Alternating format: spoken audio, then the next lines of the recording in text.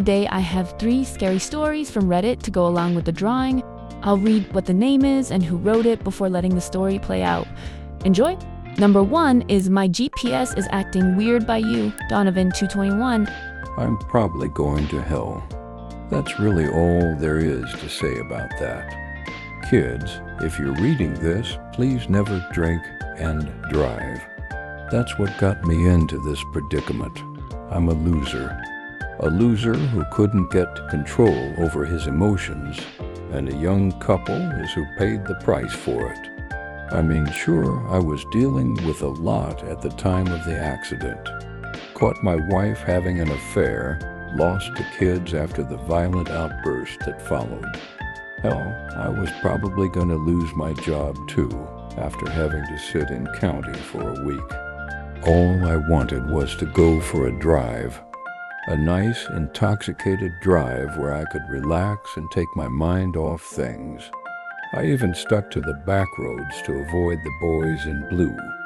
Everything could have been so perfect, but of course, they just had to be on the same road I was on.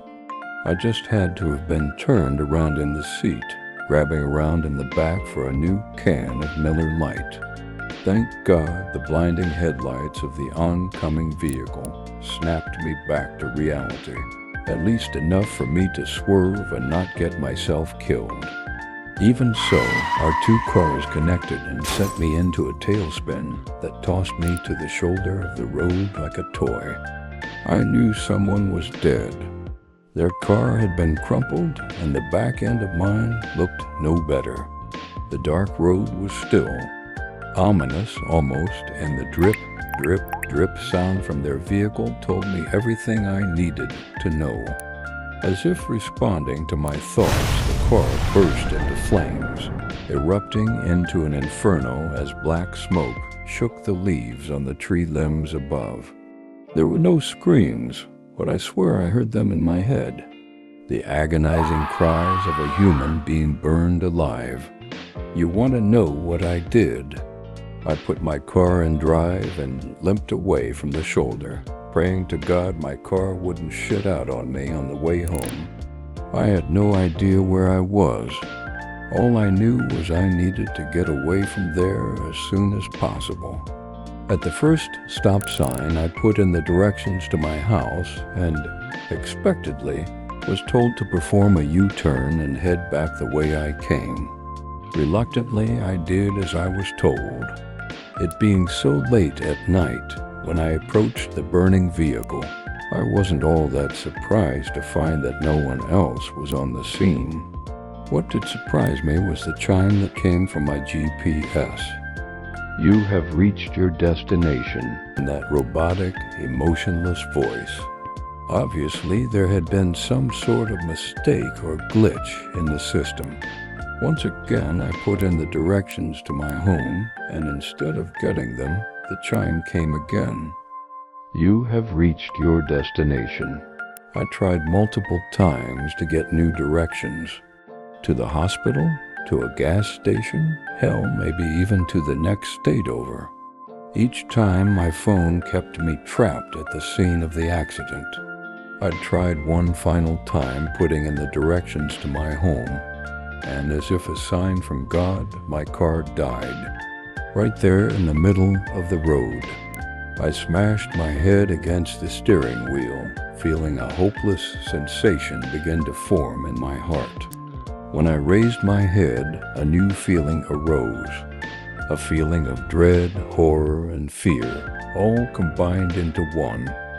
Standing on the outside of the wreckage of the burning car were 2 barely human bodies, charred to crisps, with eyes that burned an angry red. I blinked and rubbed my eyes to make sure they didn't deceive me, and once I opened them again, the 2 bodies were no longer standing at the edge of the burning vehicle. They were now standing right at the hood of my car, staring in at me with their charcoal black arms raised, and their smoldering fingers pointed directly at me.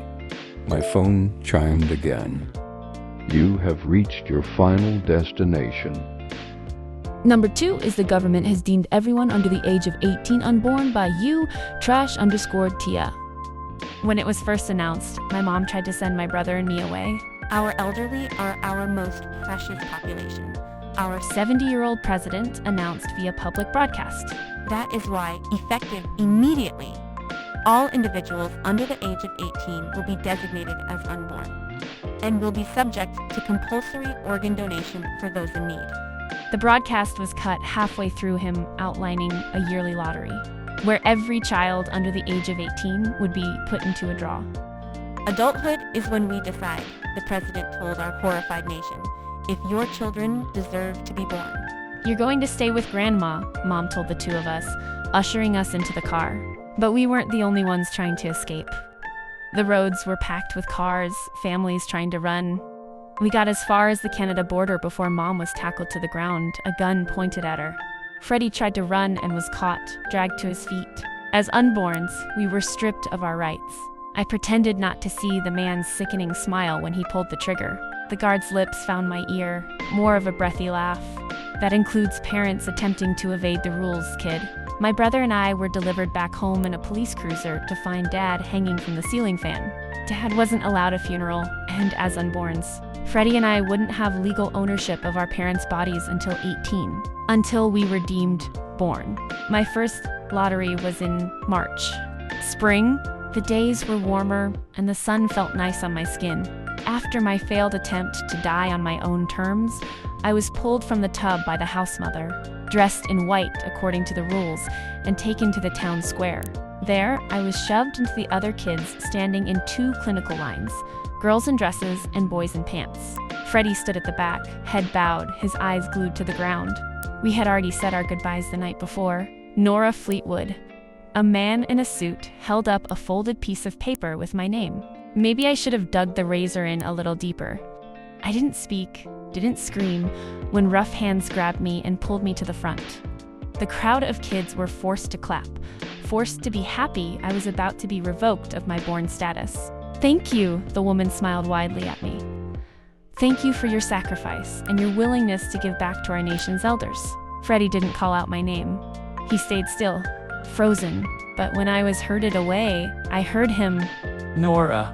His wild eyes found mine, lips curled into a snarl. Nora, run! I didn't run because there was nowhere else to go. If I ran, I'd be shot in the back of the head. Treated like precious cargo, I was gently lifted into the back of a white van for immediate transportation to the nearest hospital, along with 5 other kids. A needle was slid into my arm by a man in a white gown, and I slept for a while, dreaming of what ifs. If that announcement was never made, Mom would still be alive. I would be in my sophomore year of high school. I'd be thinking about colleges, Ivy Leagues, boyfriends, parties. I was half conscious when bright light blinded me. Opening my eyes, I was inside a clinical white room, my wrists strapped down. I blinked, my flickering gaze finding a tube in my arm. Thank you. A woman's voice startled me. There was a figure sitting by my bedside, haloed in white light. The woman grasped my hand. Thank you for stepping forward to help my dying son. I flinched away from her, clarity blossoming. I'm here against my will, stupid bitch, I slurred, tugging at my restraints for emphasis. A boy around my age sat next to her, his head bowed, hands clasped in his lap. He looked pretty young for an elder. The woman stood slowly, smiling down at the boy. I'll leave you and your donor to speak alone. The boy didn't move, offering a mumbled, sure. When she was gone, I propped myself up on my pillows, giving a half-hearted yank to the straps pinning my wrists. May I ask? I said, still slightly high on anesthesia. I blew a raspberry, testing my swollen tongue. What skin cream do you use? The boy's head snapped up, and my breath caught in my throat. He was beautiful, almost inhuman, ethereal, porcelain white skin. His head of brown curls was crowned with bone threaded with flowers and tangled green. Eyes a vivid, unfamiliar shade of green that stole the air from my lungs. Everything about him was sharp. His lips curled to reveal razor teeth, ears harboring distinct points. It didn't fully hit me until he stood up from the chair. You look pretty fucking good for a 70-year-old, I muttered, my voice slurring. I'm sorry, the boy whispered. My heavy eyes tracked his movements, settling on the sharp, cutting wings protruding from his back. He hid them quickly, shrugging a leather jacket over himself like he was ashamed. "Our species has been wiped out," he said, voice low. "Our young phi have been decimated by a virus that makes us reject our own organs, and..." He broke off, coughing violently. His body spasmed, blood splattering across his lips. He staggered forward until he dropped to his knees beside my bed, choking up scarlet, fleshy pieces into his hand. Slowly, his palm found my chest, then slid to my stomach, fingers trembling. "Your leaders agreed to an exchange."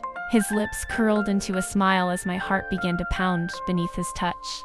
"We give them our magic," he coughed. This time, a chunk of red hit the front of my gown. "And they give us their unborns?" Number 3 is My Daughter's Search History by You Donovan 221. Teenagers, don't you just love them? My daughter recently turned 16, and to say she's having a rebellious stage would be an understatement. Her real problem is stealing. She's my little kleptomaniac, but damned if I don't love her with all of my heart. Never someone I could really say no to. Nor am I going to allow her to run off with the car in the middle of the night without so much as asking us. That's what makes it frustrating. I just want my little girl back, you know? Recently, I had to really put my foot down, though. My wife and I had made the mistake of allowing her to run some errands for the two of us. All we needed was groceries. It was like an exercise. My daughter wanted to feel like we trusted her, and we wanted to find that middle ground where she could get what she wanted without us having to worry that she'd just say fuck you and do whatever she wanted. It took some convincing, but finally my wife and I caved. We let her use the car, sent her some money, and let her go out on her own to pick up the groceries. We thought that everything was fine when she returned with the receipt and our food. That precious smile of hers painted across her face. Unfortunately for her, she'd forgotten to retrieve some of her contraband from our grocery bags. We ended up finding headphones, CDs, makeup, and a whole lot of other stuff that I doubt she even needed. Of course, I couldn't let that fly. She was still my little girl though, so my punishment, in my opinion, was light. Grounded for 2 weeks, no electronics for 1, and no use of the car until we saw fit. That's nothing, right? Simple, authoritative, and effective. Unfortunately, my daughter did not see it as such. For the entire 2 weeks, her mom and I received nothing but cold shoulders and glances. Barely any words spoken, and what felt like a million sighs. Typical teenage behavior. At least that's what I believed. At the end of her 2 weeks, I was almost excited to lift her punishment, for things to go back to normal so that I could at least get a hug. However, on that morning, I was absolutely dumbfounded to find that my laptop was missing. Not only that, but my phone had gone missing as well. I searched the house for about an hour before my wife finally got the idea to call my cell. To my complete lack of surprise, we heard ringing come from my daughter's room. As I walked into the room, I found her hurrying to silence the device, but she had been caught and she knew it. I let her know just how disappointed I was and informed her that this would add on to her punishment before sending her out to the bus stop for school. She seemed weirdly possessive of my belongings. I didn't think too much of it at the time, and as the morning went on and I got ready for work, I stuffed my laptop in my bag and headed out the door. Once I arrived at the office, I found exactly why she had been so possessive. There must have been 20 tabs open on the screen, each one being basically staged evidence of me looking up body disposal methods and questions about how to make murders look like accidents. As I stared at the computer screen in utter shock, my phone began to ring. I picked up, stuttering like a baby, and was greeted by my daughter's school counselor. She informed me that my daughter was in her office crying hysterically and firmly let me know that a meeting needed to happen ASAP. I let them know I'd be there as soon as I could and hung up the phone. Placing my hands on my face, I sighed and mumbled to myself, I can't believe she's doing this again. Alright, that's it. Hope you enjoy, and let me know if you want more scary stories. Bye!